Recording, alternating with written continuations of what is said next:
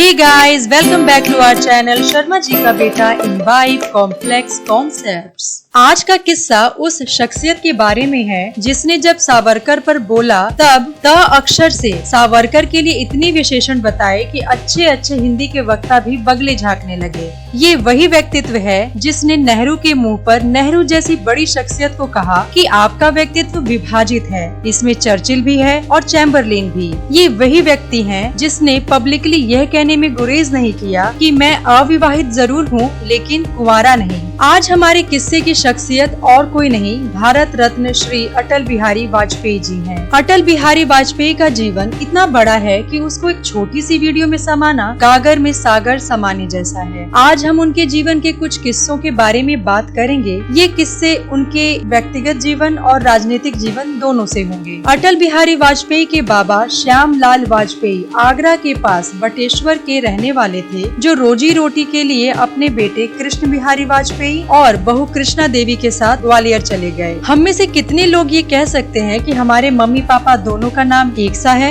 दोनों के बेटा हुआ अटल। तारीख थी 25 दिसंबर, साल था 1924। अटल बिहारी वाजपेयी के बाबा कवि, उनके पिता कवि, इसीलिए शायद कवि का जीन्स अटल बिहारी में भी आया। और आया तो क्या खूब आया कि पहले सरकारी स्कूल में पढ़ते हुए फिर विक्टोरिया कॉलेज, जिसे अब रानी लक्ष्मीबाई कॉलेज कहते हैं, में ग्रेजुएशन करते हुए खूब कविताएं लिखी और खूब वाद विवाद जीते। एक बहुत मशहूर किस्सा जो संघ संचालक रहे रज्जू भैया संघ और भाजपा के कार्यकर्ताओं को सुनाया करते थे। किस्सा इलाहाबाद का है। एक वाद विवाद प्रतियोगिता में अटल जी पहुँचे, लेकिन पहुँचे तब जब रिजल्ट अनाउंस होने वाला था। संचालकों ने कहा कि आप तो लेट हैं। वाजपेयी ने कहा इसमें मेरी क्या गलती है, जब ट्रेन ही लेट हो गई। जब तक आप और प्रतिभागियों के नंबर जोड़ घटा रहे हो तब तक हमें बोल लेने दो। वाजपेयी को बोलने का मौका मिला और अपनी आदत के अनुसार क्या खूब बोले कि पहला स्थान जीत कर लाए। ये वाजपेयी का बोलना, ये वाजपेयी का लिखना, ये वाजपेयी का सोचना ही वाजपेयी को वाजपेयी बनाता है। लेकिन फिर से हम आपको विक्टोरिया कॉलेज लिए चलते हैं, जहाँ प्रेम का उनके जीवन में अंकुरण हुआ, परंतु पौधा बनने से पहले ही उसका अंत हो गया। हम में से बहुत से लोग राजकुमारी कौल को जानते होंगे, जो इस धरती पर अपने अंतिम सांस लेने तक वाजपेयी जी की दोस्त थी और शायद दिवंगत वाजपेयी जी की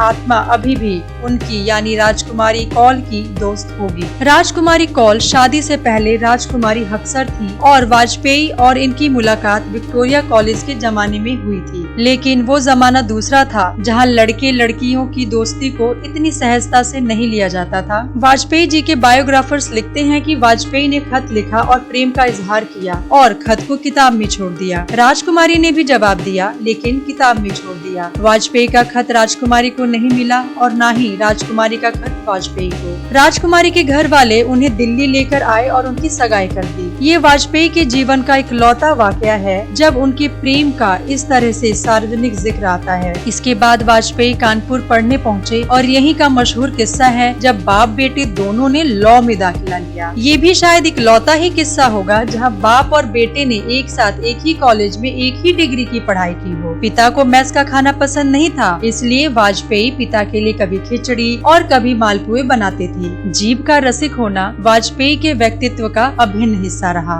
वाजपेयी की हाजिर जवाबी का भी अपना एक अलग अंदाज था। बात 1957 की है, जब वाजपेयी यूपी के बलरामपुर से लोकसभा इलेक्शन के लिए खड़े हुए और चुनाव प्रचार के दौरान पंडित राजकिशोर मिश्र के घर गए। पंडित जी ने वाजपेयी को कहा आइए बैठिए, और अटल जी ने अपनी हाजिर जवाबी का इजहार करते हुए कहा यहाँ क्या बैठा रहे हैं, बैठाना है तो दिल्ली में बैठाइए। ये सुनकर वहाँ मौजूद सभी लोग उनकी इस हाजिर जवाबी के कायल हो गए। आज का आखिरी किस्सा उस समय का है जब देश पर इंदिरा गांधी का राज था और देश में इमरजेंसी को लगे 18 महीने हो गए थे। जेल में बंद नेता अभी अभी रिहा हुए थे। दिल्ली के रामलीला मैदान में विपक्ष द्वारा एक रैली का आयोजन किया गया था। ये किस्सा तवलीन सिंह की किताब दरबार में उद्धृत है। तवलीन सिंह लिखती हैं कि रात के 9 बजे थे, रात बहुत ठंडी हो गई थी। हालांकि बारिश रुक गई थी। जो नेता बोल रहे थे वे वही घिसे पिटे भाषण दे रहे थे। तवलीन सिंह ने अपने सहयोगी से कहा कि अगर ऐसे ही भाषण चलता रहा तो लोग बोर होकर चले जाएंगे। उन्होंने मुस्कुराते हुए जवाब दिया, अटल जी के बोलने तक कोई नहीं जाएगा। और उसने एक छोटे कद के आदमी की ओर इशारा किया जो उस शाम का आखिरी वक्ता था। तवलीन ने पूछा, क्यों? उसने जवाब दिया, क्योंकि वह हिंदुस्तान के सबसे अच्छे वक्ता हैं। रात के 9:30 बज चुके थे जब आखिरकार अटल जी की बारी आई और जैसे ही वो बोलने के लिए उठे, भीड़ खड़ी हो गई और तालियां बजाने लगी। धीरे धीरे पहले झिझक के साथ और फिर उत्साह से भीड़ ने नारा लगाया, इंदिरा गांधी मुर्दाबाद, अटल बिहारी जिंदाबाद। अटल जी ने मनमोहक मुस्कान के साथ हाथ जोड़कर पब्लिक का अभिवादन किया। फिर दोनों हाथ उठाकर पब्लिक को शांत होने का इशारा किया और मंझे हुए अभिनेता की तरह आंखें बंद करके कहा, बाद मुद्दत के मिले हैं दीवाने। और उसके बाद एक लंबा पॉज लिया। ये सुनकर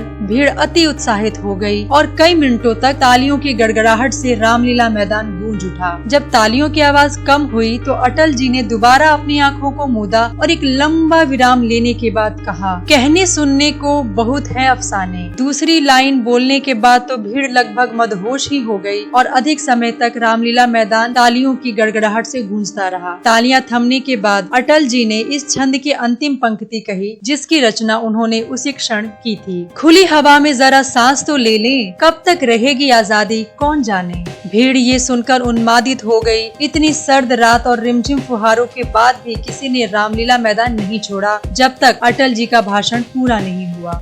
हिंदुस्तान के इस सपूत को उनकी जयंती पर हम भावपूर्ण नमन करते हैं। Hey guys, if you like this video, please like, share and subscribe to our channel. See you soon.